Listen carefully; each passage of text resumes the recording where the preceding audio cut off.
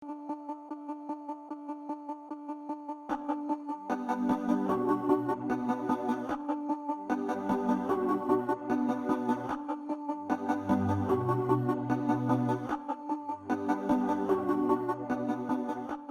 morning here in Vancouver, at least. Thank you all for joining us. Really appreciate you making time for us here on your Sunday morning.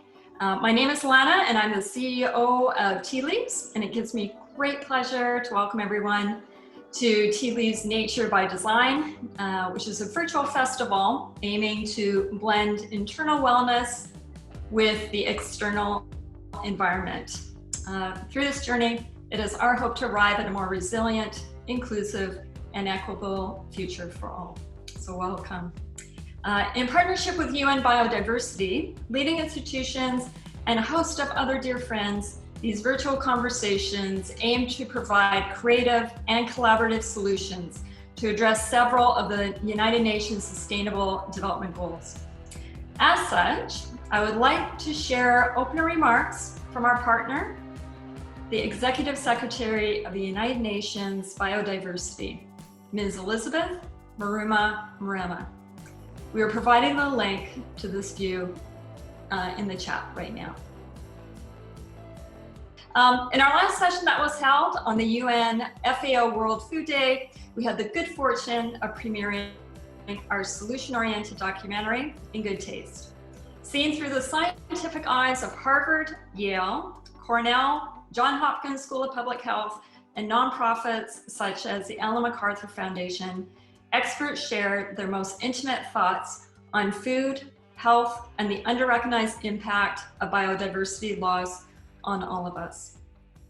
It entails a broad journey with a wide variety of voices in the fields of design, food science, behavioral economics, agriculture, medicine, and culinary. From big to small, it covers it all. And in case it's of interest, we're going to share the link to it here in the chat. My absolute pleasure, honestly, to introduce two of these experts featured in this documentary, Dr. Peter Klaus and Professor Adam Brumberg. Welcome to you both from the different spectrums of the world. So lovely to see you. Thank you again for joining us. I'm going to begin by introducing Dr. Peter Klaus. Dedicated to elevating gastronomy by scientific research, Dr. Peter Klaus has been the professor of gastronomy at the Hotel Management School Maastricht for the past 8 years. He is the director of TASTE, TASTE, or otherwise known as the Academy of Scientific Taste Evaluation, which is a research institute with a focus on the fundamentals of taste and mouthfeel. With a zest for gathering a better understanding of deliciousness in both life and work, Peter holds a PhD for his work on flavor classification from Maastricht University. And for those here who would like to further taste his theory and delve into his beautiful nuances, his book, The Essence of Gastronomy, is an absolutely wonderful exploration, really it is. We'll also be providing a link to that in the chat as well for you all here today. As well, Peter is the founder, because if that's not enough, founder of the Academy for Gastronomy, which is a training institute for food professionals, chefs, and sommeliers. He is a member of the Google Food Lab, is involved with the Future Food Institute in Bologna, and is the ambassador of the Hotel Gastronomique de Icopou. And I hope I enunciated that properly and gave it its just desserts, so to speak. And as well, joining us here today is Adam Brumberg, Professor Adam Brumberg, who is a research specialist in the Charles H. Dyson School of Applied Economics and Management at Cornell University. He works with the Food Industry Management Program and is the Deputy Director of the Cornell Institute for Behavioral Economics and Consumer Choice at Cornell University.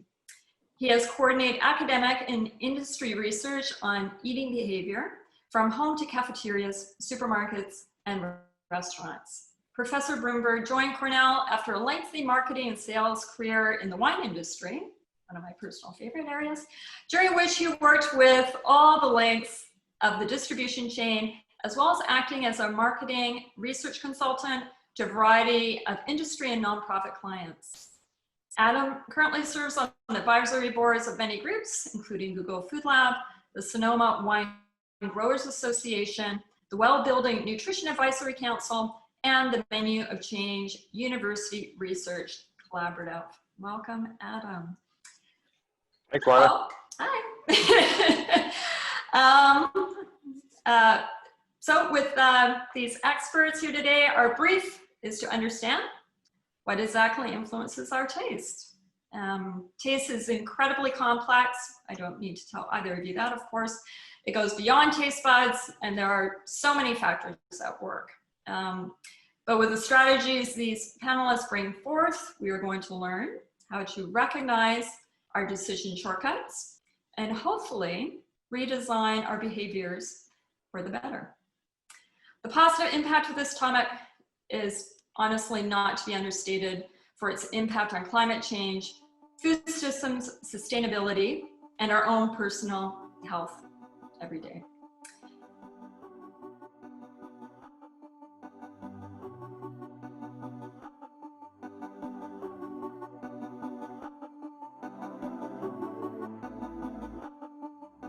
The thing about the true composition of taste always reminds me when you list out the different the carbohydrates and particularly minerals is really interesting because I don't think people think about that too much. I used to, as you said in my introduction, I worked in the wine business for a long time, and so if you go to a wine tasting, you hear people say all kinds of crazy things about what's in the flavor of a particular wine, and it's sort of on one hand, it doesn't make any, and sometimes they don't make any sense, but you talk about things like minerality in particular. If you then think about it, like wine is 98% water essentially, with some other stuff thrown into it. And if you ever drink water out of a metal container as opposed to a glass container, the flavor experience is different. So if you think about wine from the context of just being flavored water, everything that goes into flavoring the water before it even gets into the grape makes perfect sense. And thinking about the holistic thing of the different components is really important, I think. And then staying with the wine theme, the balance of the different aspects is super important too, because you can take a wine that has a very high sugar content that like just look at it objectively should be very sweet, but if it also has an extremely high acid profile or acidic characteristic, it doesn't taste sweet at all. It might even taste sour, even if it just has a lot of sugar, and that sugar just comes through as weight or mouthfeel. So all this different interplay. And the last thing I'll just say as a kind of an overview thing is, of course, while we have some very specific physical things that we can ascribe taste to, and in the video clip you showed, I talked a little bit about some of the other factors, but the taste is also incredibly personal and cultural in nature. So we've done an experiment similar to the yogurt experiment, where we took ice cream and flavored it with fish sauce, which to people in the West sounds disgusting, and in fact tastes disgusting, because our expectation for ice cream is that it is sweet. But if you run the same experiment in the East, people have a very different reaction, because they're much more used to savory flavors, or even what we would consider bitter or sour flavors as a dessert option. So that context is super important for them, because that's what they grew up with, as opposed to it's the context and the history of it is all super important in that they all work together. That's exactly why we try to make a distinction between taste and tasting. Tasting is subjective, yeah, because people do it, and then you get all the differences between expectation and that. And taste is the real composition. So we try to distinguish the two and try to identify taste as objectively as possible with the concepts that we have currently. And then tasting is clearly what people do, and therefore subjective. Excellent. I mean, love both the key points, and I think that it is fascinating to think about both the science. what I love about what both of you bring is this, you have the science, and then you also have the human kind of behavior, cultural backgrounds that we also bring to it, both of which are completely important to our experience of taste. So thank you both for that wonderful overview and just skimming the surface. So we're hopefully going to get a little bit more in, but as you can, everyone here I'm sure can tell, there's lots to get into. Perhaps maybe we'll open with what is the one way the average person could use this knowledge to improve maybe their daily routine? Well, for one is that it will be very interesting to learn what your basic preferences are. I believe there are people that like contracting much more, and some others like the coating part much more. And just to elaborate on the coating one, of course, that's where the fats and the sugars are.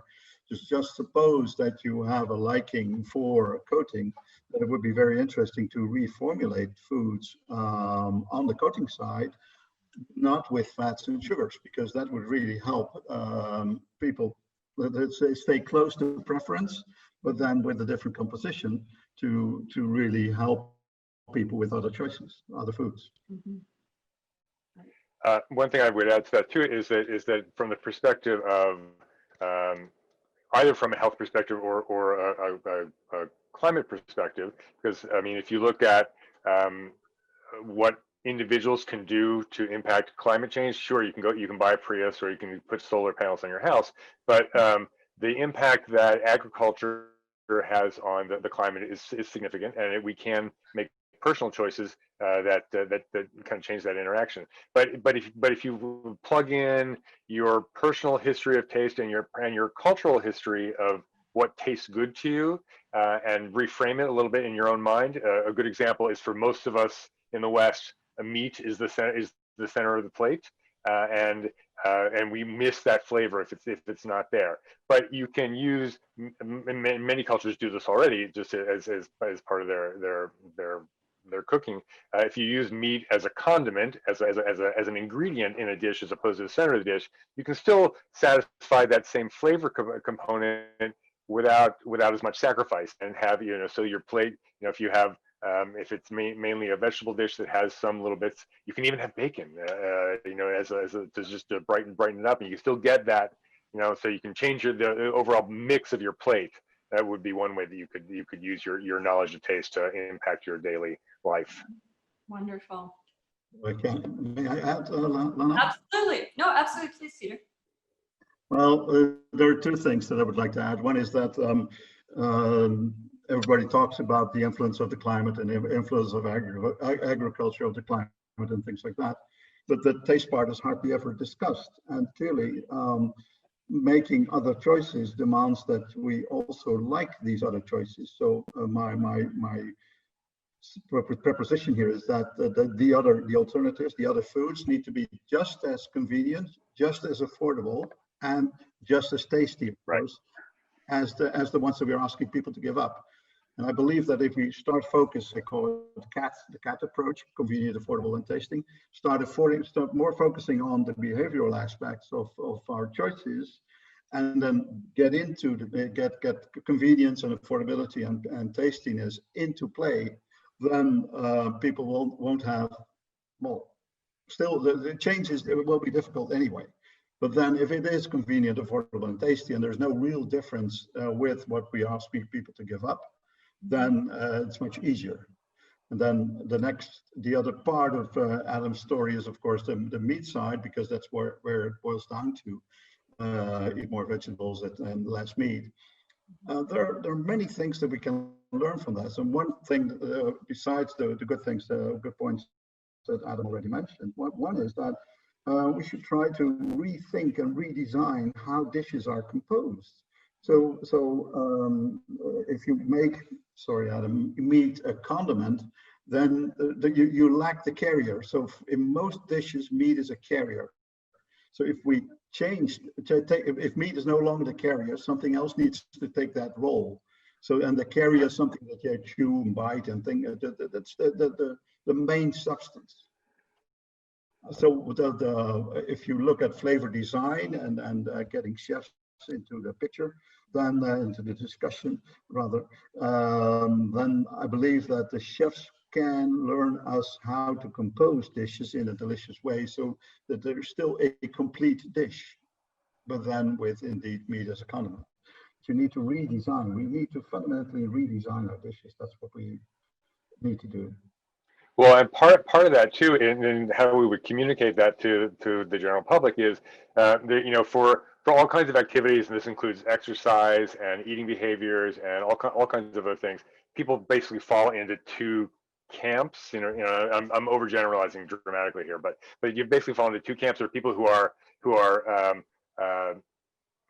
this is the wrong word, but experts or beginners, right? So people who are experts or highly committed people, that's a better way to look at it. Negative or challenging messages are more effective. So for example, if you run marathons, the message that you've only run 15 miles this week is an encouragement. But for everybody else who's a beginner or just starting out, that's a really destructive messaging, and they were like, well, okay, it's only 15. I'm not going to do. That's all I'm going to do. I'm not doing anymore. You know, so it goes in the other direction. It's the same thing with cooking. So you know, the people who think of themselves as super hardcore foodie people, they will respond to a message that's challenging, saying, hey, see what you can do with this ingredient. How can you make it, you know, how can you improve the dish? How can you reformulate the dish? But for most of us who are you know, are not trained chefs, it needs to be framed in a much simpler. This is this recipe takes takes 5 minutes to make, and it will satisfy everybody in your household. So the notion of challenging the chefs, and then the chefs coming up with simple ways to bring the rest of us along, that's a really powerful and good model to think about. Because every chef loves a challenge. That is so true. Absolutely. Which is why I'm not as big on challenges, because I can't call myself officially a chef yet, but thank you both for breaking down many of my habits already. I'm learning a lot about myself today, so this is wonderful. Peter, how many of us here might be wondering today, how exactly do we use something like mouthfeel, for example? Of course, not too much. It's a very novel idea. It has not been integrated, become mainstream yet. It's new thinking. So, if you look at it from that point of view, then it will be a rather disappointing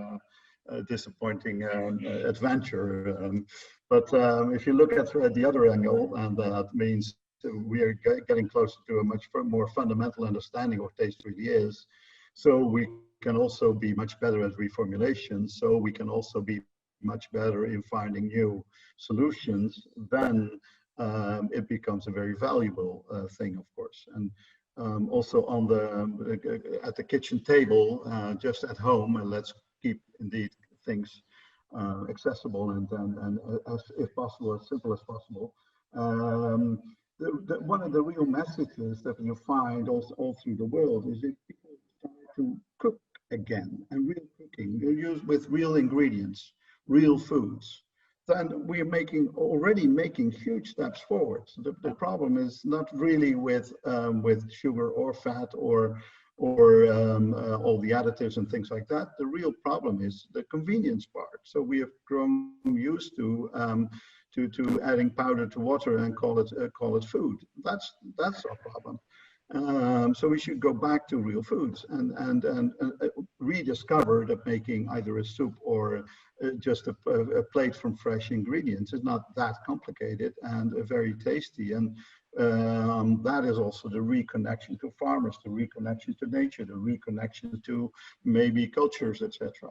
So the real challenge is not really in getting the mouthfeel mom and get it into everybody's heads. The main message is let's try to get let's take taste very seriously and see taste as both let's say one of the causes of the problems, but also the solution of the problems. And if we take taste much more seriously, then I'm very confident that things will get better.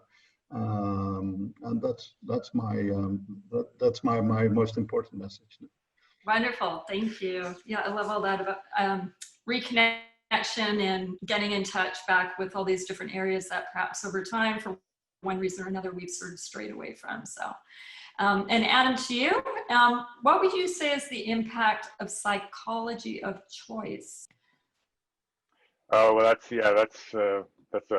that's a big one, obviously. Yeah, and it's it's so Peter and I have done a couple of things like this together before, and it's always great because Peter is an actual scientist, and I'm really sort of more just more an observer of how people do things. But I'm a partaker of both of your worlds. I love hearing about the science, great founded facts, and then the actual exploration and eating. So sorry. But the choice bit is super important because we know we're particularly, I mean, this does have some cultural overviews as well, but particularly in the West, we're very, very driven by personal freedom and choice. So as soon as we're prescribed to do a thing, we don't want to do that thing that we're told to do. It's a particularly an American problem, I have to say. Although everybody else does it too to a certain extent. But I mean, we've run studies where if you give somebody their favorite food versus letting them choose between two of their favorite foods, the people who get the option to choose literally score the flavor of their favorite food higher than the people who are just handed their favorite food, because we're just we're wired to make choices and to be happier when we get to have agency over our actions. So that's why, like, framing our personal choices. I mean, we actually have to talk to ourselves sometimes about why we're making certain choices, or putting ourselves in a position to make a choice so that we can be more satisfied. Does that make sense? I'm sort of wandering around a little bit here on this, but. How unlike you, Adam. There's so much to say in that head of yours. I think that's why. But no, absolutely no. Thank you. That's really great. Yeah. Peter, your organization, the Academy for Scientific Taste Evaluation, aims to understand our liking and deliciousness in order to empower us with the knowledge to create a better world. So I would like to, I guess, ask on behalf of all. Why would you say mouthfeel is a hidden science? Why are just so many of us just learning about it? You mentioned we're just sort of on the cusp of it. Why are we just learning about it now? Oh. Yeah, before Peter answers that, because they're going to go in a different direction, there's actually a comment in the chat that's related to the choice thing. I think I'll just answer quickly if that's okay. Is that all right, Peter? Okay. Somebody has asked if there's a diminishing rate of enjoyment when someone has too many choices. So I don't know the answer to that directly in terms of the diminishment of satisfaction, but I do know that particularly in any context, but in food in particular, there is something called choice confusion, where when we have too many choices, we actually consider far fewer things. And this you can think about this. I'll just take it back to wine. If you go into a wine shop that you're unfamiliar with, and you see that they have 200 different kinds of Chardonnay on the rack, which many of them do, the likelihood that you'll buy something you've already bought previously goes up because there are too many choices to consider. Once we're going beyond, say, 9 or 12, depending on the item, we really start to just focus in and look for familiarity as opposed to exploring. So yeah, too many choices can be a problem sometimes, because it takes a lot of mental energy to winnow down the too many choices. Great. Sorry, go ahead. Oh, Peter, I think you're on. So we can perhaps address, I guess why we're just discovering mouthfeel now. Why is it a hidden science to date? That would be great. It's basically a result of, let's say, taking taste seriously, where I left you last time. So the whole thing. I'm from the restaurant business, so we own a hotel and restaurant, as you said. And when I took over my father's restaurant, I got very intrigued by especially wine and food pairing. So I tried to understand why people like certain things. So it's very much to do with Adam's part, but then from a different perspective. And then ultimately we got more and more insights on liking and deliciousness, and also discovered how important liking and deliciousness is for selection and for being satisfied. And that ultimately, of course, went way beyond restaurants and way beyond food service. And now we talk about health, we talk about climate change, so the real societal problems that we have. But still, it is about the same thing. Liking and deliciousness is a very powerful way to change and forge behavior in the right direction. And of course, if you have a Michelin star restaurant, then of course it's very logical to be very focused on taste and do the best that you can to find ultimate combination. So I did that for a big part of my life. But it doesn't have to be that prestigious. It can really be about the essence and about having the good spread on your bread, because in all cases mouthfeel is governing in liking. If you have crisps or chips in any language, if they lose their crispness, then we don't like them. If you have French fries and they become mush, you don't like them. So the crispness, and the same thing with many pastries. And if you think through all the let's say the success stories in the food industry, they're basically have to do with the right interesting play of mouthfeel. So in the video that we made, we took apart a hamburger also to describe that the softness of the bun is very important. I often ask that to chefs and culinarians: if you want to change a hamburger, what do you do? Most people start with the bread. Well, that's the wrong answer, because the mouthfeel of the softness of the bread is the essence of understanding how the taste profile of a hamburger is. Because of the softness, you go through the bread and enter your teeth encounter the meat and the salad and the tomato or whatever, the crispness of the bacon. So that is that if you create a very crispy and nice bread, then there is a lot of competition from the bread to the ingredients on the bread. So these are all aspects that have everything to do with mouthfeel.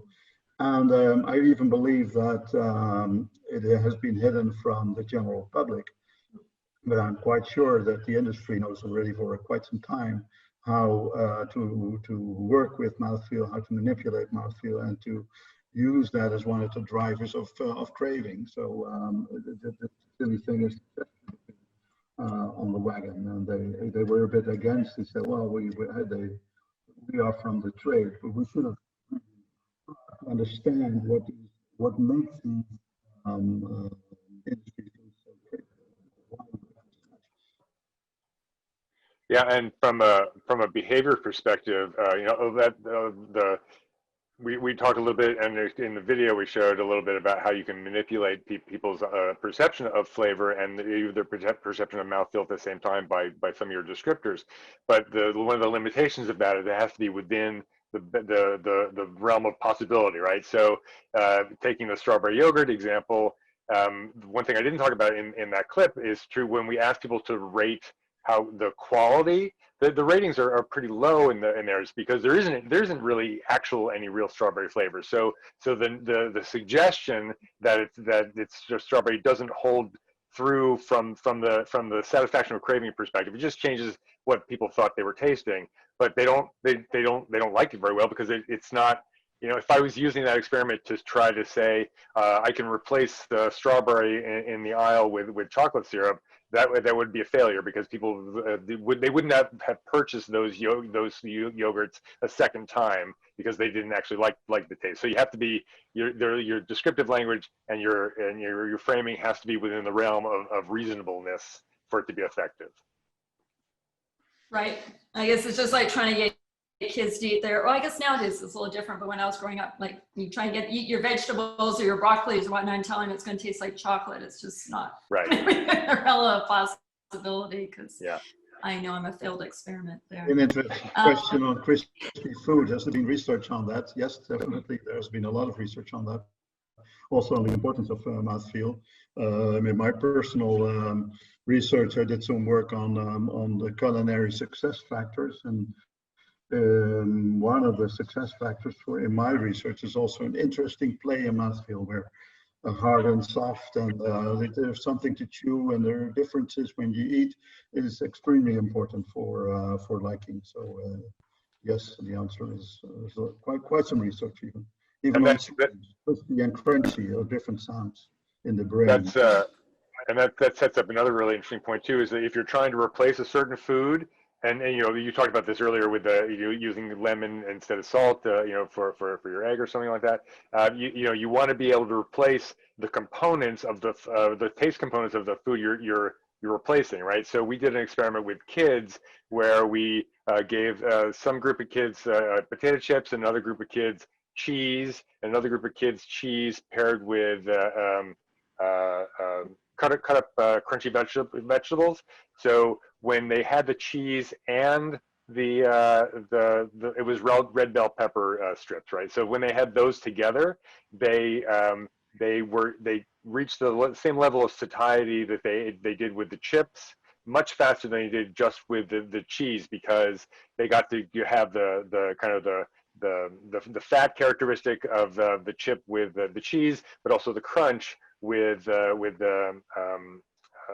red pepper strips, which, you know, so the combination was a fair replacement, whereas just the cheese or just the vegetables themselves was not as satisfying. And those kids, you know, ate a lot more than they needed to replace the chip eating. So Adam, you've done some exceptional work focused on young people in food education, such as through the Cornell Center for Behavioral Economics and Childhood Nutrition Programs. What would you say are some of the largest benefits you've seen from using behavioral science in childhood nutrition programs, just since we were just talking? Yeah. So just to clarify, we don't do nutrition education as part of our work, so that wasn't part of what we did. But what we did do was take some basic behavioral economic theory and put it in place in K-12 schools across the country. It's similar to things we did with Google cafeterias and some military bases and things like that.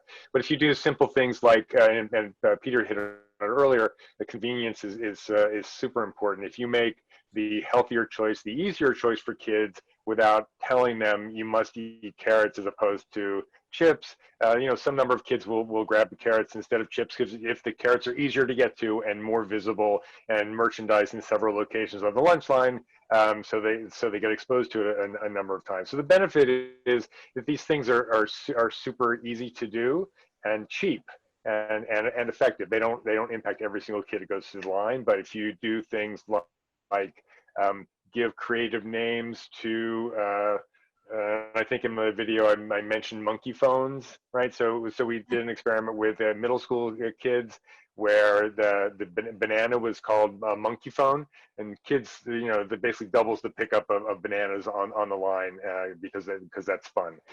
You just simple things like that will literally just change the selection habit, and you know, you can't change the eating habit until you change the selection habit in the first place. So just simple, and the real benefit is it's cheap and easy and effective.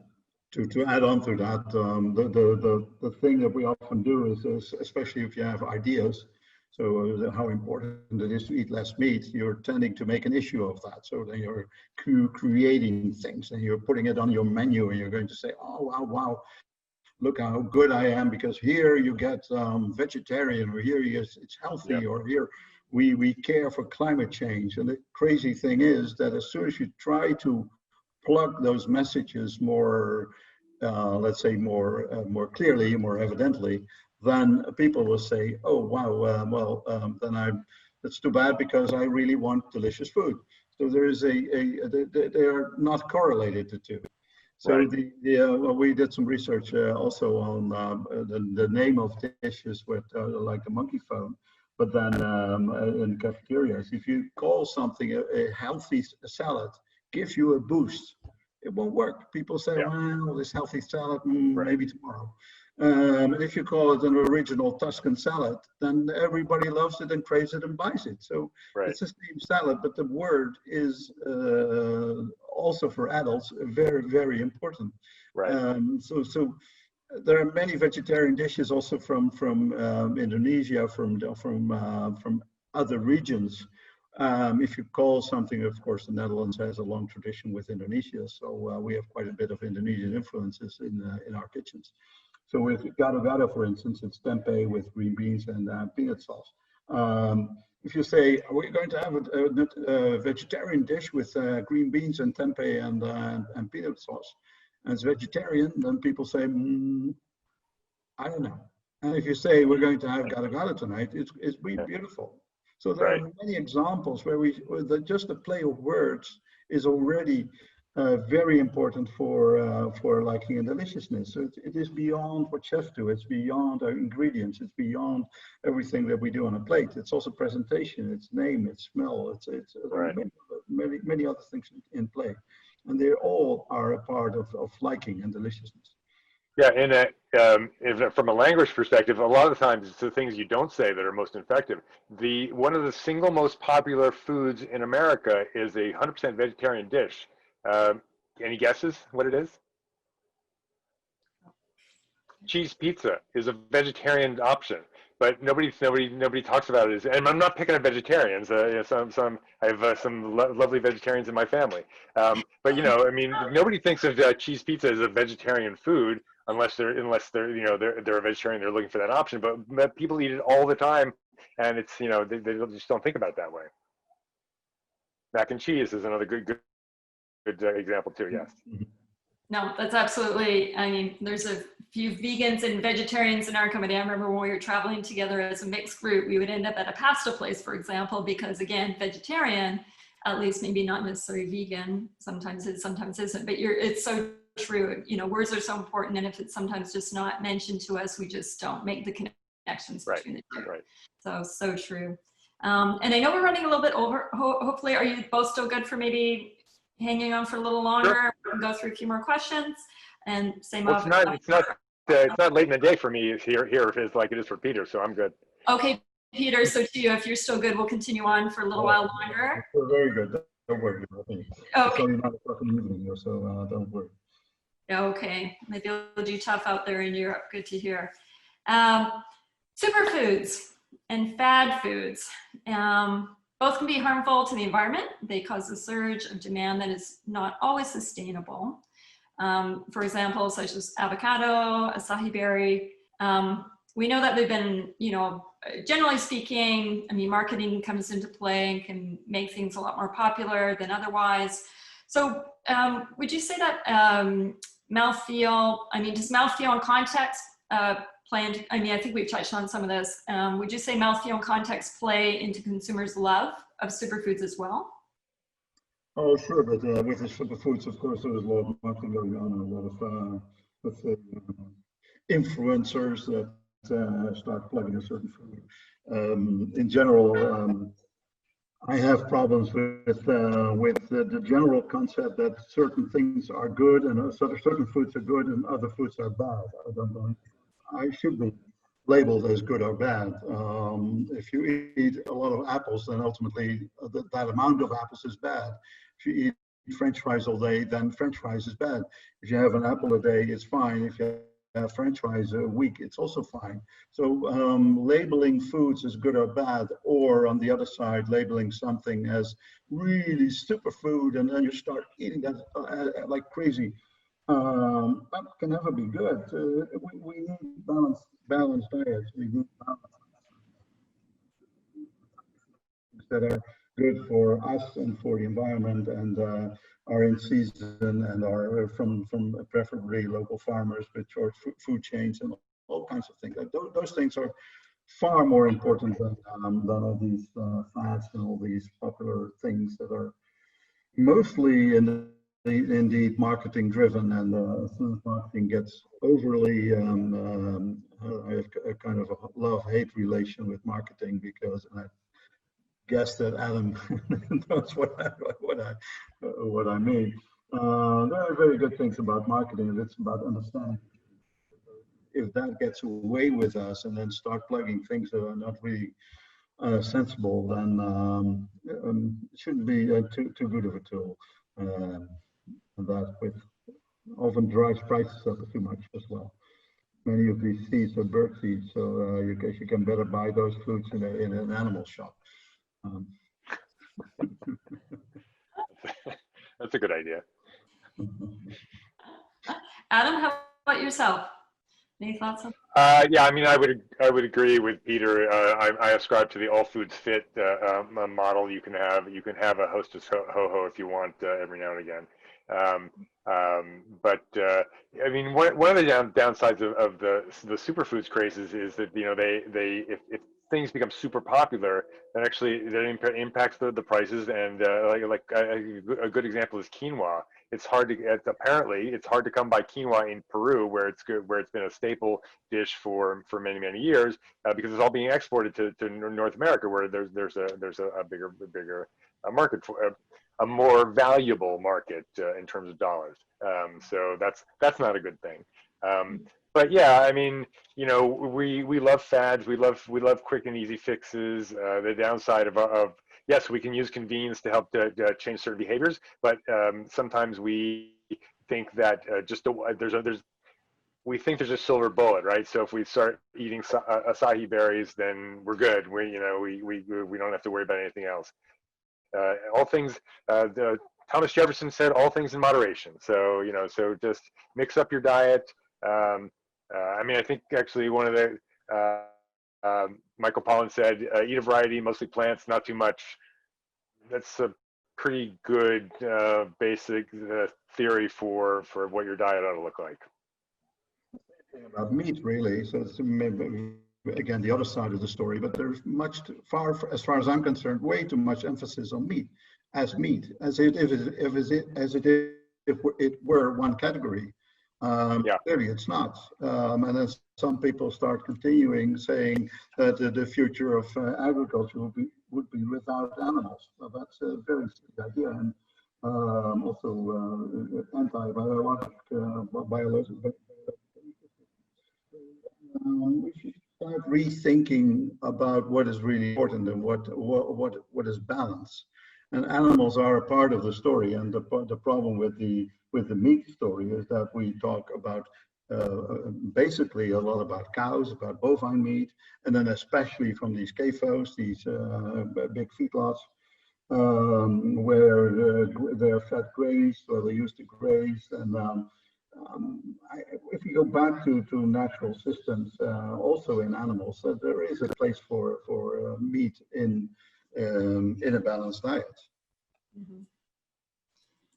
Well, I know when I had my vegan boyfriend many years ago, and I went for dinner with him, first the family, and everything was tofu, colored tofu. This was many years ago. I'm glad to hear that a balance potentially has a role somewhere, although I appreciate all stories and reasons behind different food choices. I respect them all. We're going to move now into a short little Q&A here. Again, apologies for being over time. There's a question here from Tim McGee. We're going to address how does temperature, he says, how does temperature play a role in creating contracting, coating, drying sensations? I'm assuming, Peter, this is probably lobbing to you first, and if Adam's got anything to add, obviously I was open to hearing. That's a Peter question. All right. That's also a very interesting question. Take a carrot. So you have the raw carrot around Christmas, so there's some drying in the raw carrot. And you start cooking it, suppose, or put it in the oven. Ultimately, it will get very soft in the raw. Oh, sorry, Peter, interrupt. We're having a little I think your audio is a little bit, perhaps it's just on my side, but I'm hearing a little bit of sound. A little muddy. No, I have to fix it, but no, sounds good now. If you wouldn't mind restarting, maybe your answer, that would be wonderful. Okay, good. So I was suggesting to make a practical example of it and take a carrot. A carrot, if it's raw, then it has a certain aspect of dryness. It is crisp because it breaks if it's. And then you boil it or put it in the oven, and ultimately the interior of the carrot gets soft, and ultimately it becomes coating. And another side of the temperature will be make crisps of it, so really dry it in the oven in thin slices, or in tempura, or in deep fry them, and they become very or dry and crisp for that reason. Many cases, cooking techniques are wonderful ways of playing with mouthfeel in all kinds of directions. If you really want to have contracting, then you need acidity, then you need a salt, or you need spiciness. So you can, from dry to coating, there is a lot of cooking techniques there. But for contracting, it really demands the role of salt, the role of acidity, or the role of spiciness. Great. Adam, anything, or we'll shift on? Okay. Just in case, you also. That's outside of my, again, you know, Peter's an actual scientist, right? So. Yeah, love scientists, absolutely. That's where all the facts come from. So, or things based more in truth, which we love. Last question we'll put out there, also to Dr. Claus. I'm sorry, Adam. Says, what are the usual suspects at a standard grocery store that you would count as having superpowers? Actually, Adam, you might have something to say about that. And I think this one definitely to you both. What's always in both of your pantries?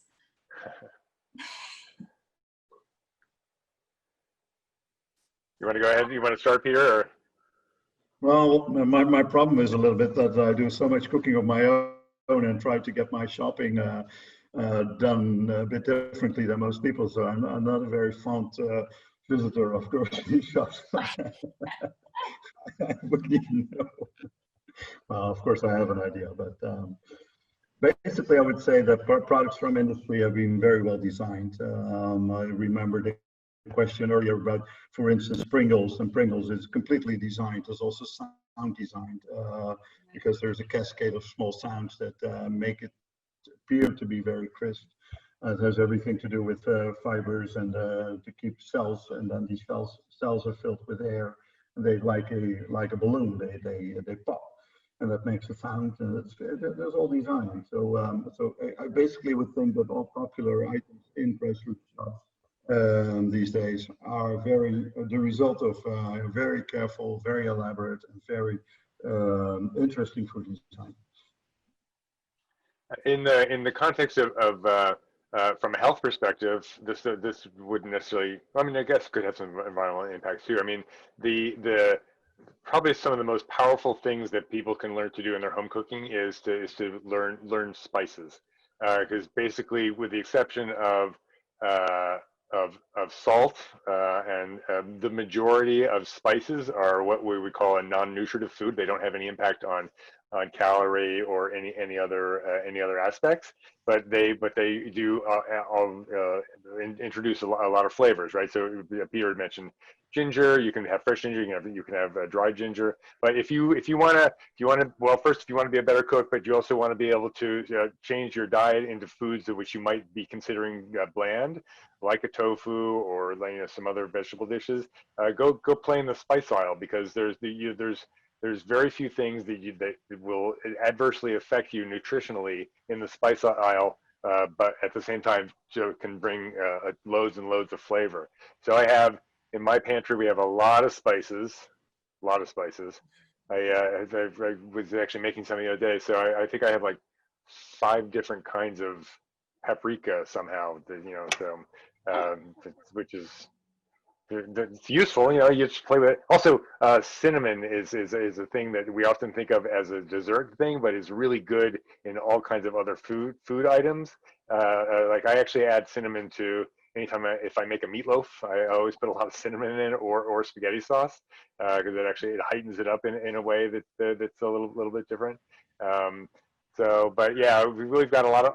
I've got, fortunately, this is going to be a very bold statement, but Cornell we're a big ag school, and we have a lot of orchards, and we have the best apples anywhere on the planet.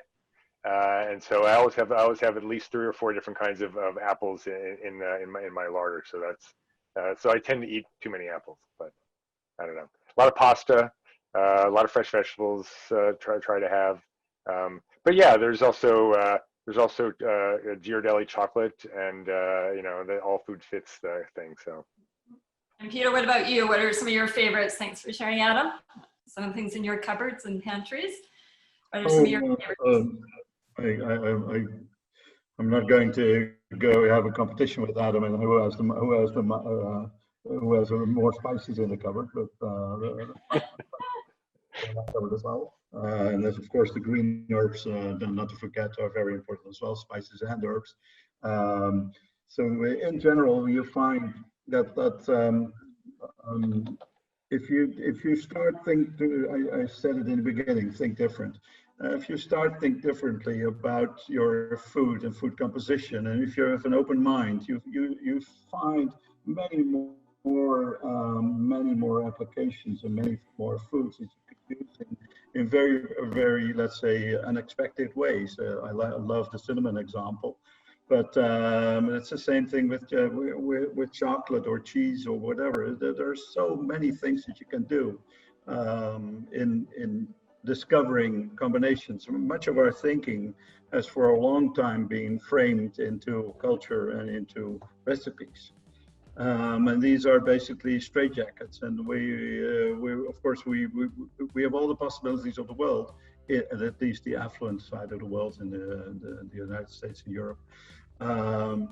So we have so many opportunities, and we can make use of those opportunities with an open mind, and you find many other solutions and many other things that are very nice to eat and are very interesting to eat when you do that with just an experimental approach. Just do it.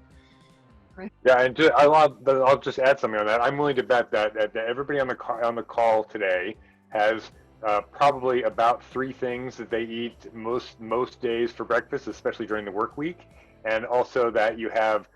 If I ask you to list the rest of, if you do cook for yourself regularly, if I ask most people on the Zoom, how many recipes can you cook from without consulting a cookbook, and or that you make most of the time, it's going to be under 10.